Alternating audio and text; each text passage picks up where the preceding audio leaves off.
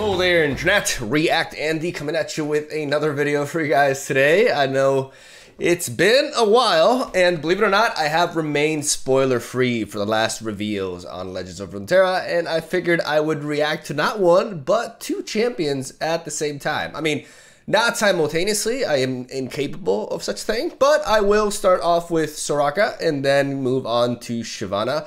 I'm not particularly surprised by these champions. Like, I knew... I wasn't sure which ones we were going to get, because I know I'm definitely expecting Viktor for Piltover and Zaun. A little bit sad that we're not getting Viktor with this batch, but I guess we'll have to wait for December for that. I was a huge fan of Tahm Kench, the design and everything, and I am really eager to see what Soraka and Shyvana do. I know Soraka has something to do with healing, right? That much I have not been or nothing, so I don't really know like anything.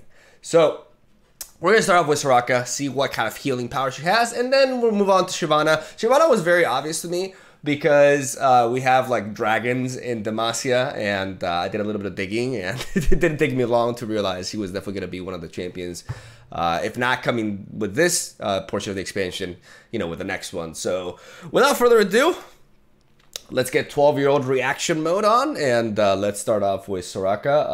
I'm recording and everything, right? Just making sure I don't book. It's been a while. I already feel a little bit rusty, so it seems good. Okay, let's take a look.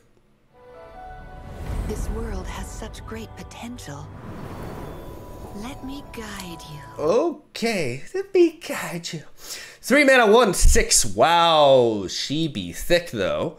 Support, heal me, and my supported ally 4. You've healed damage allies 4 times. Okay, so I really like the fact that she's based on healing, like I expected, but it's based on healing allies and not just healing your Nexus. I really, really like that, because one of my concerns was there's too much healing incorporated alongside Soraka, and thus, you know, she could be the death of aggro, right? But I like the fact that the emphasis is on, well, you've healed damage. Yeah. The emphasis on allies. For a second, I thought I was getting ahead of myself there, but it's purely allies, and I really, really like that, because that's actually harder to do than just straight up healing your Nexus.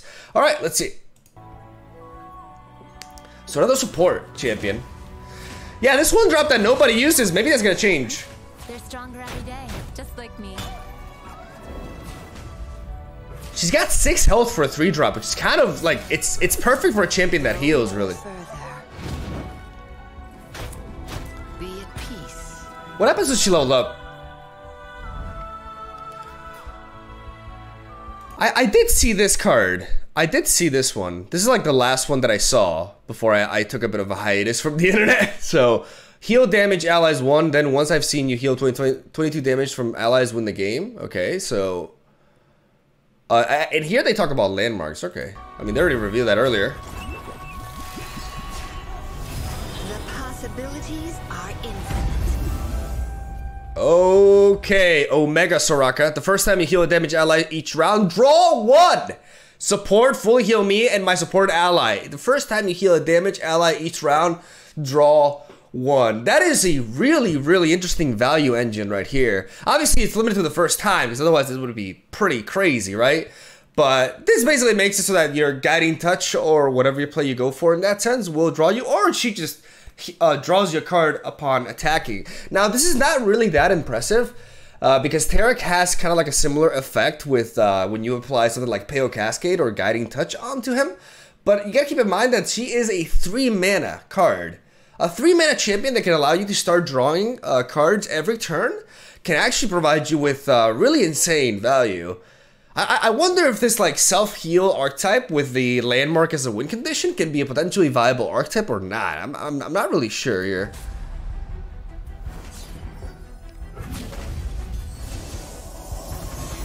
She just draws you. By the power of the stars. The stars. Whoa. When you heal a damage ally, give it elusive this round. For 4 mana, a 3/4 stat line. So you're basically playing 2 stats for this ability.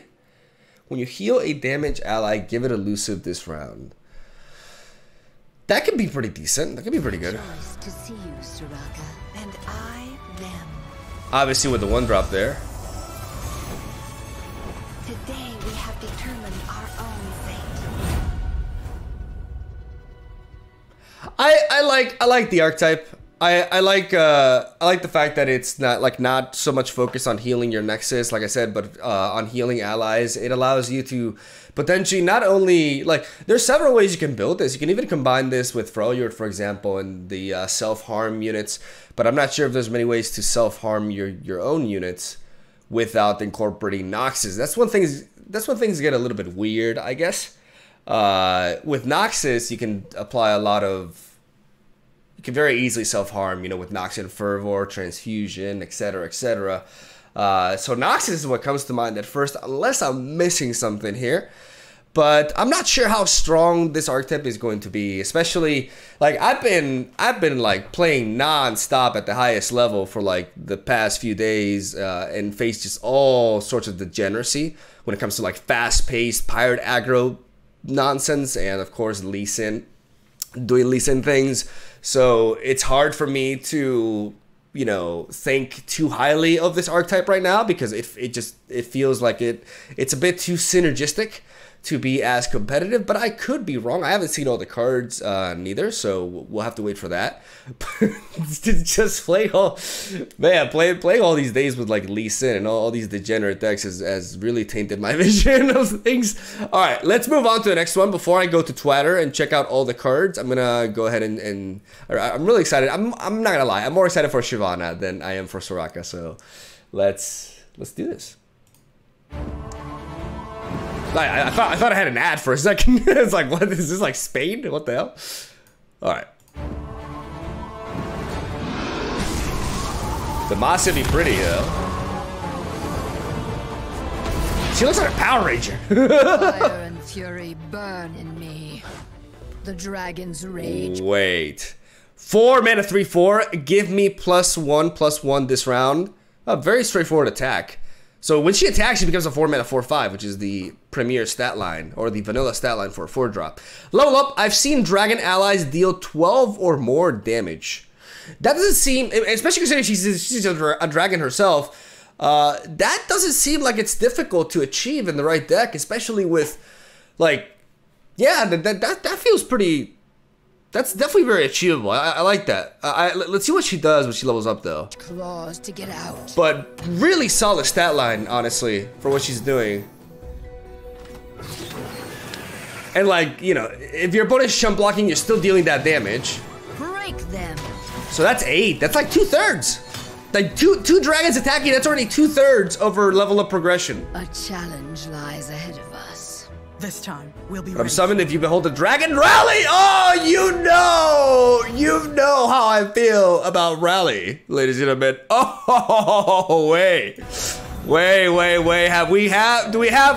we have our own dragon orange man? This time. Yes, we do. We have our dragon orange man, ladies and gentlemen. He's actually worse statted than orange man. He has 1 less attack, but all you have to do is behold a dragon, dude. That's so much easier than. Oh my god, this card is actually bananas, man. It's not a dragon. I like that. I like the fact that it's not a dragon, because then it could be too much synergy. I'm actually wow, okay. Fuck yeah. We'll be ready for them. Dude, Demacia with dragon is just you can attack 1 billion times. Yeah, I agree. I agree. Suffer my fury. Okay, what are you gonna do, Shyvana? Show me. Show me! Now I take to the sky. Super Saiyan. Super Saiyan. Okay. Behold my. Woo! Woo! Oh, wait. Go back. 4 mana 4/5 with Fury. Attack. Give me +2/+2 this round and create a fleeting strafing strike this in hand. So she becomes a 6/7 math, Spanish math, and has Fury. And let's see what Strafing Strike does.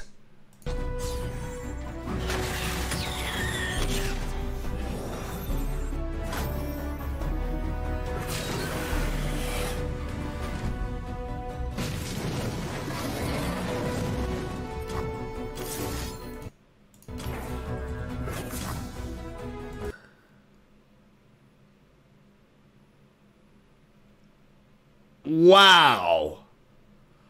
Wow. So,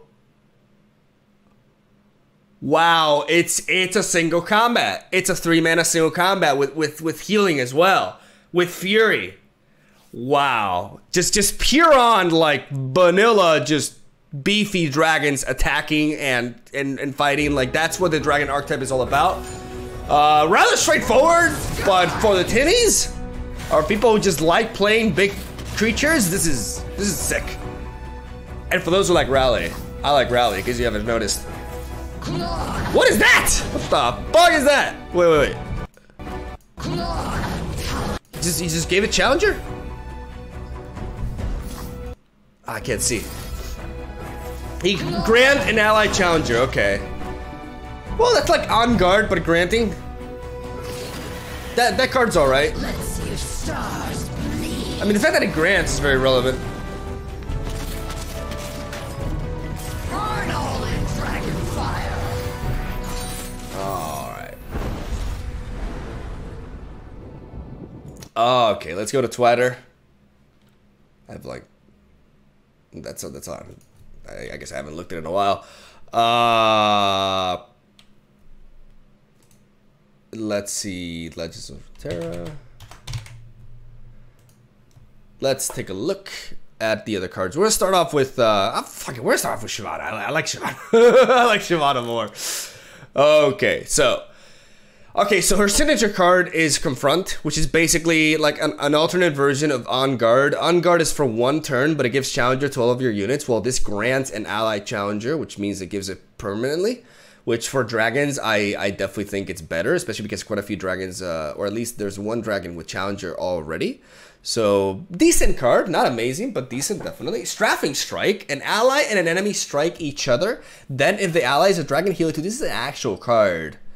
Like, she generates a strafing strike, but this is an actual card, which means Demacia has another variant of single combat. That's just wild. Now, this card doesn't obviously not only relevant for dragon decks, but also for Lux decks, and just even Bannerman decks as well. Like, now we have single combat, we have Concerted Strike, and we have Strafing Strike. That basically gives Demacia the best unit removal in the game, really, because single combat is one of the best cards in the game, without a doubt.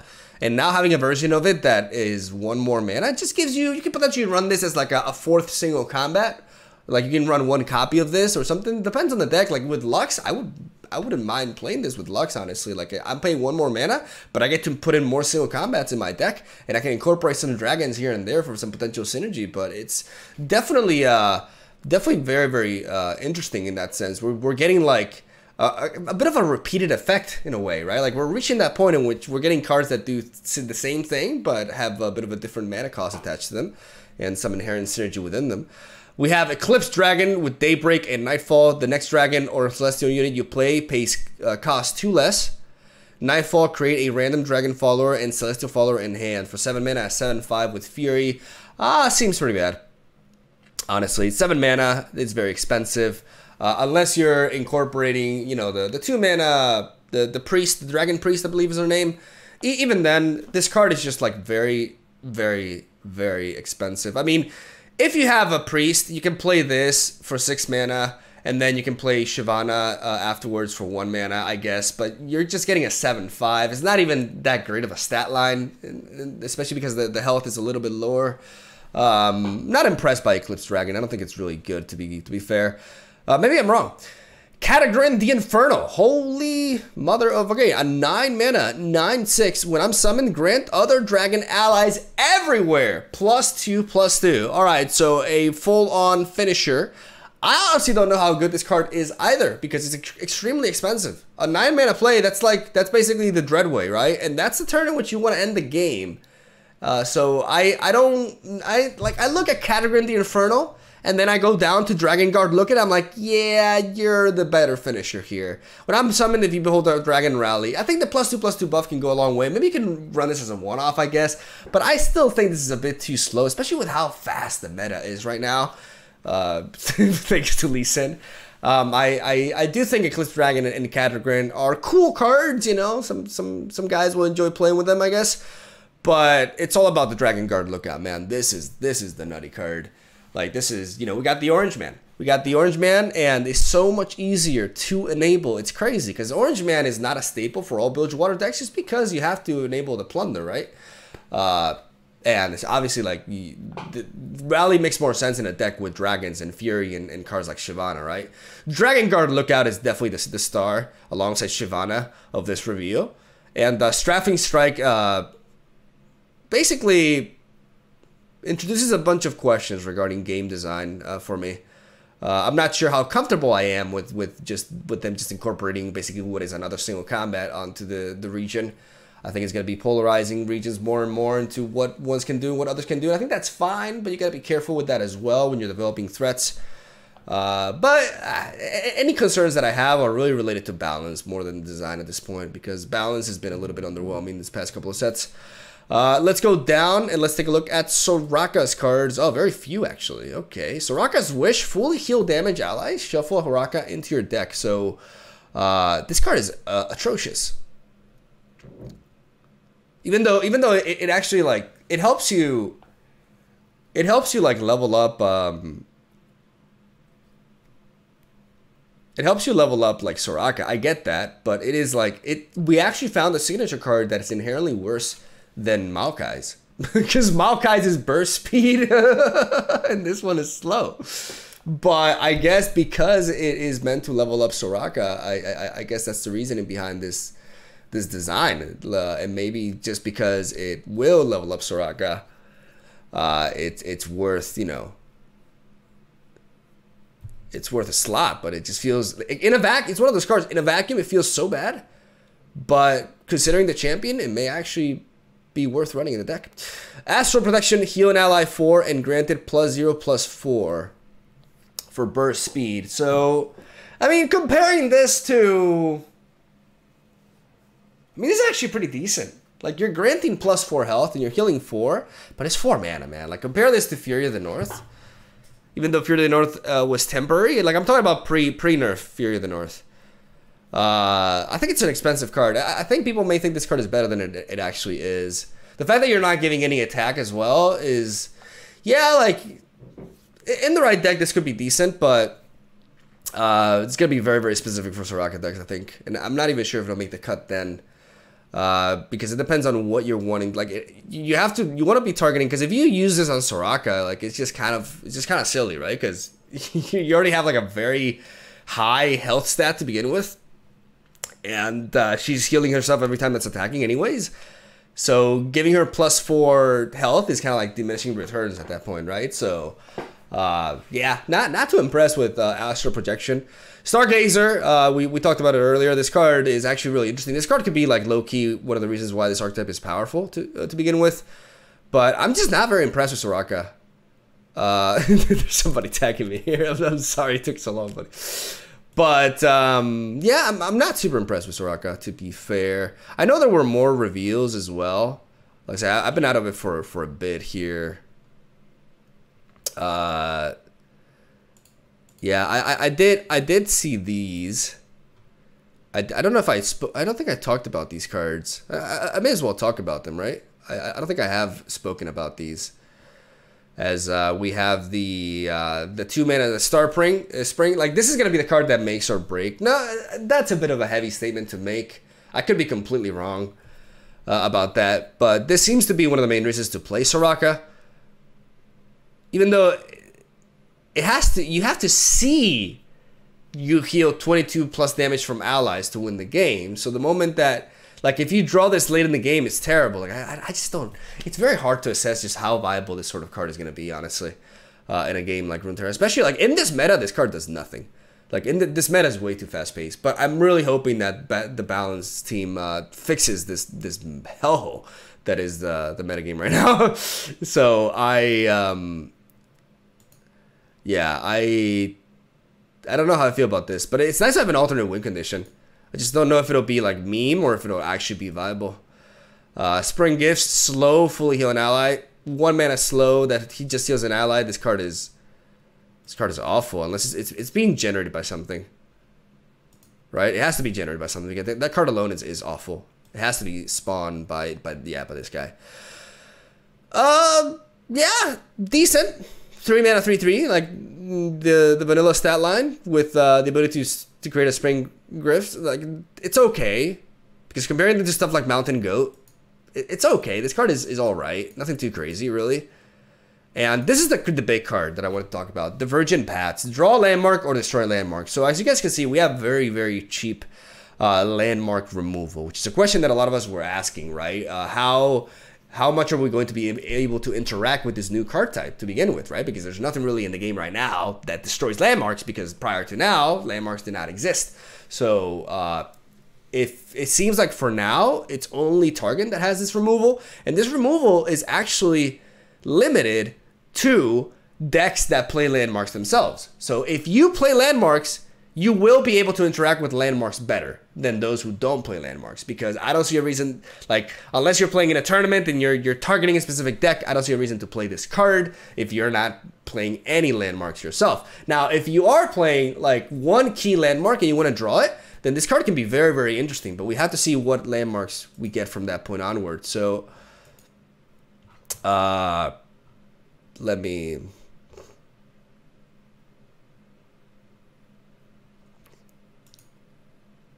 take a look at these. The University of Piltover. I really want this to be good. Discard your hand, create 3 random cards in hand, and grant them fleeting.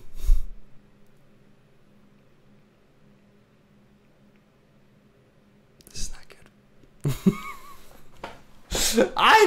Piltover is, like, from a lore perspective, Piltover and Zaun is my favorite region. Heimerdinger is one of my favorite champions ever, and I was really excited for this landmark, and yeah,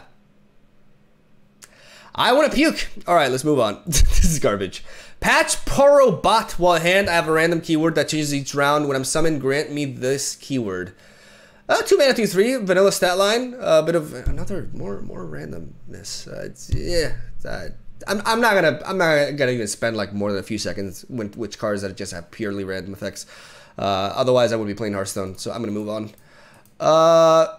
Mumble Sprite. 3 mana 1/1. Okay, this is something to spawn. Trevor Snoozlebottom. I love this art. Create an attacking Mumble Sprite with my supported ally stats. A 3 mana 0/3 with support. Wow. That's really cool. That's really cool, but one of the interesting aspects here is... One of the very interesting aspects here is that it has to, like, you have to support an already very strong unit, right? So, because normally you would think, oh, this goes great in Lulu decks. It might not, actually, because you need to, whatever you're supporting needs to be already big, right? And a lot of the Lulu decks, they like to, at least, you know, most of them, they like to play small units to buff up with Lulu, right? But if you're, so yeah, this is a very, very interesting card. This is one of the more interesting cards that I've seen. I really like this effect. It's kind of like it kind of like turns your unit into a Zed. Like, that's what he does. He turns your unit into a buffed up Zed. So in a deck with buffs, and it's even like a better Zed because you're getting elusive, right?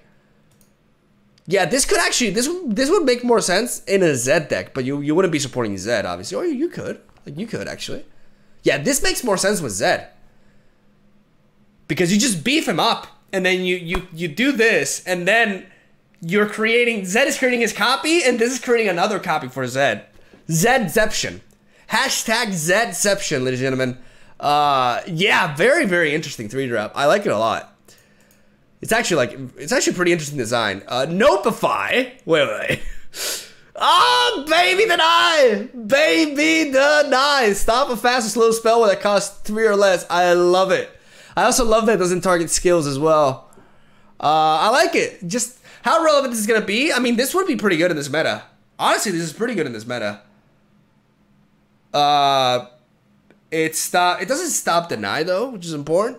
Against Lee Sin, I mean, I'm not even gonna bother talking about Lee Sin because that deck should be dead after the Balance patch.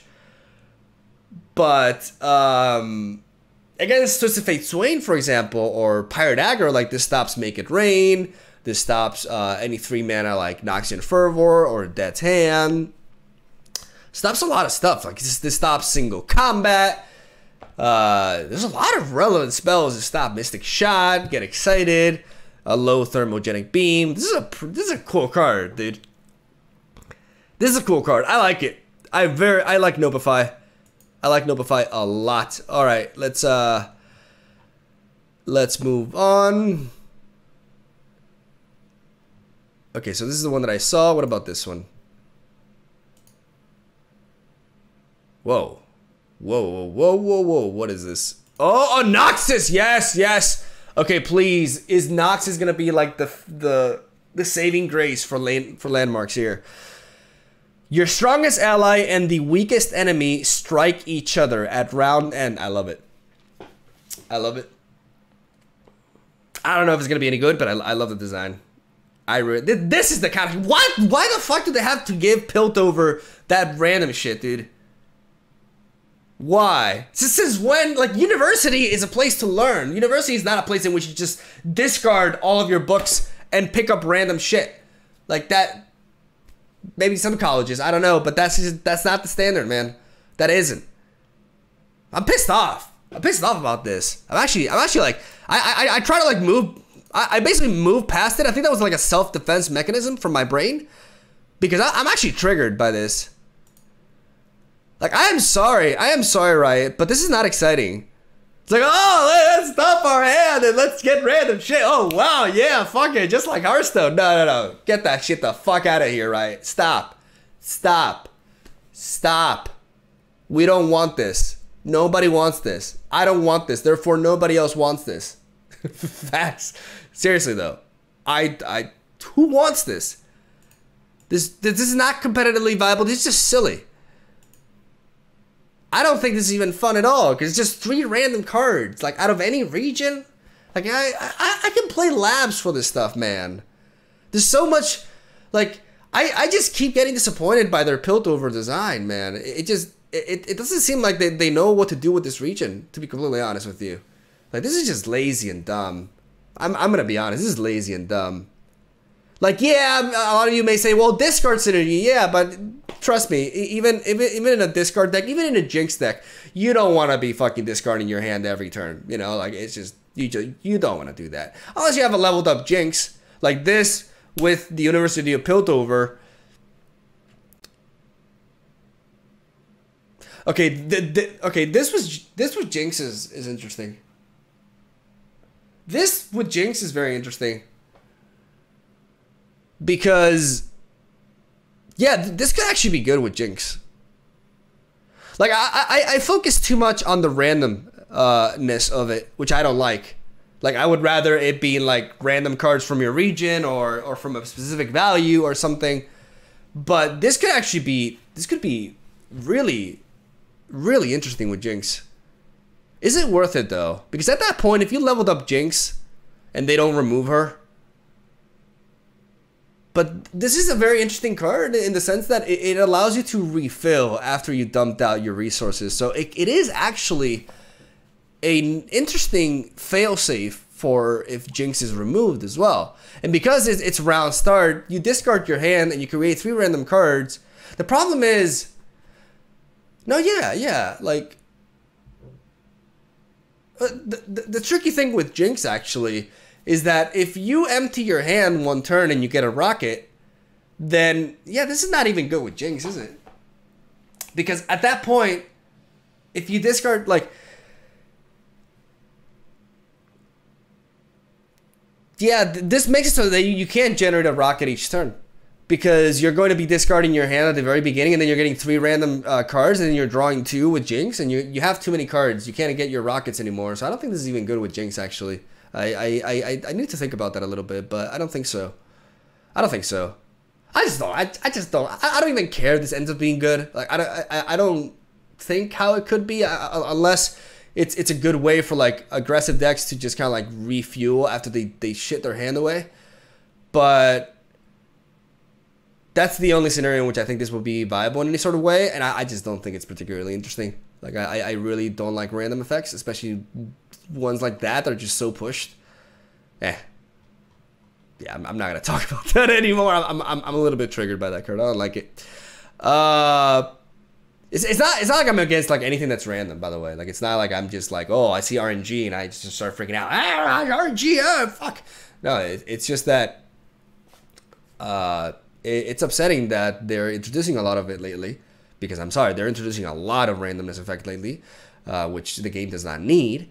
And I've always felt like RNG on card games is just laziness in disguise. It's just not knowing how to design stuff and just taking the easy route and making random effects. So, because it's a way to basically ensure that games don't play out the same way. And I'm not a big advocate of it. I never am happy to see it, really, especially when it's so like blatantly obvious. And yeah, I'm not too crazy about that. But I do like this, though. I do like this landmark. This and the Shadow Owls one are perhaps the only ones that I like, honestly. But this one is really neat. This is really cool. It's like, you know, endless like single combats from that point onwards. Like I definitely am excited to test with this one. You know, Noxus is always going to be a really awesome region, even though it gets mostly represented as a Smork region. Decks like Twisted Fate Swain are so cool, and it's because of like all the, I don't know, it's just a really dope region, man. Kill a damaged unit or destroy a landmark. More landmark removal. I was wrong. I was actually wrong. Target, oh my god, this video is so long. We have to talk about a lot here. Yeah, Scorched Earth, I love it. Kill a damaged unit or destroy a landmark. So basically, the new Nox and Guillotine, perhaps. It doesn't create multiple copies of itself, but the fact that I can destroy landmarks, it's just basically Nox and Guillotine, but destroying landmarks too, in a way. So nothing too much more to say about that. We already know that Nox and Guillotine has some niche utilities, like it is a one-off in Twisted Fate Swain decks, amongst other things, but it's not overly represented at the same time. So I think that card will end up being a better version of it, though, because if landmarks become an actual thing, then that card will find place in Noxian decks for sure. Stony Suppressor. All spells cost one more. Okay. Okay, we got the okay. Yeah, this is not like a new design by any means. Like Magic the Gathering has done this multiple times in the past. It's basically a way for you to enhance creature or unit-based decks and have a bit of an edge over spell-based decks. The stat line is leaves a lot to be desired. If this was a 2-mana 2/3, it would probably be too good. So there's a big difference between a 1/3 and a 2/3 at 2 mana. Big one, more so than most expect. But it's a very powerful effect, though. Like this, dude. I wish I had this thing when I was trying to reach the top of the ladder with Lee Sin all over the place. Oh my god, dude. Oh my god, this card against Lee Sin. That's hilarious.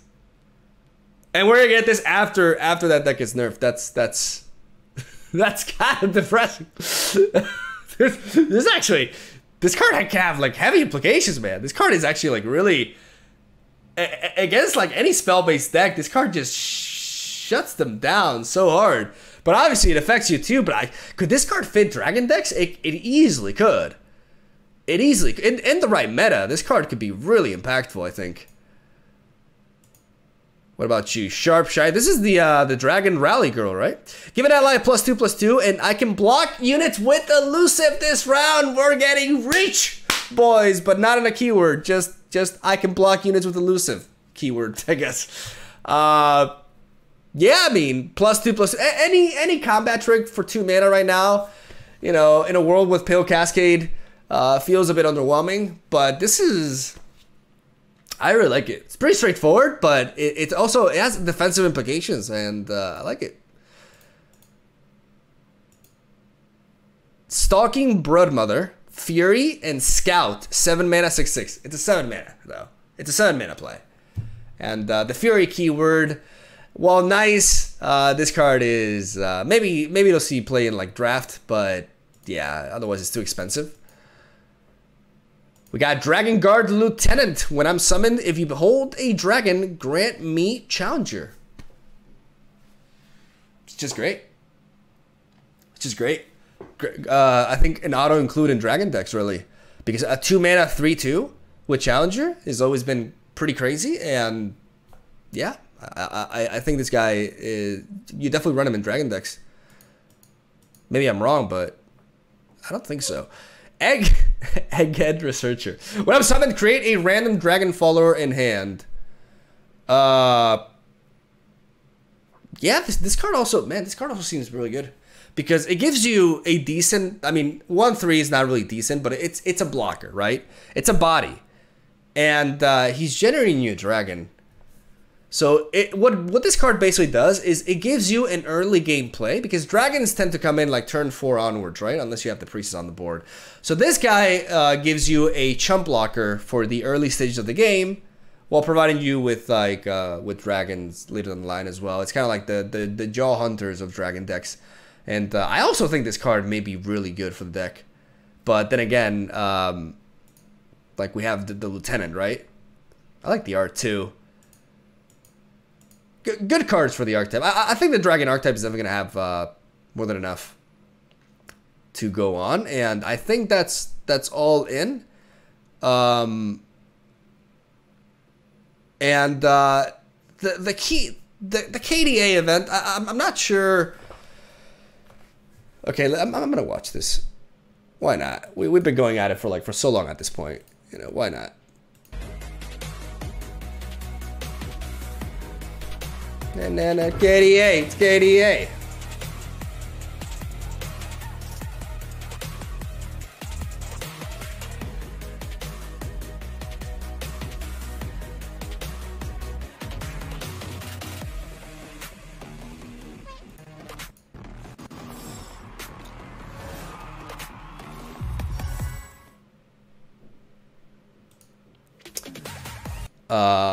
I expected some more substance from that video, but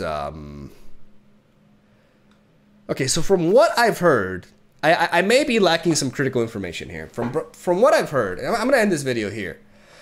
From what I've heard, we're getting some sort of like spells featuring KDA cards, right? And for some reason, a significant portion of the community is really upset about this. Like, I've seen actual novels, like you could take this chunk of text and print a book with it on Reddit, talking about why this is a problem for the game, because they care about the game featuring the regions and not, you know, alternate universe cards or anything like that. I consider myself a very, like, I guess standard, like, I have empathy, right? I can put myself in others' positions. I have a very hard time empathizing with people over something like this. I have a very hard time understanding why anybody would care so much over something like that. I like the lore in League of Legends. I like the fact, you know, I always love to see like a new champion come in and read into like that champion's background and everything. But to get upset, to get so visibly upset over a few cards for like an alternate universe of that same sort of lore, I couldn't give a single fuck about it, honestly. Like, I don't understand why people are so, I don't know. I have a very hard time relating with that personally, but I could be missing something. Maybe there's more to it that I don't know. So I'm not gonna speak more on the subject because I've been out of it for like a few days and I haven't really been connected. So maybe I'm missing out here and there.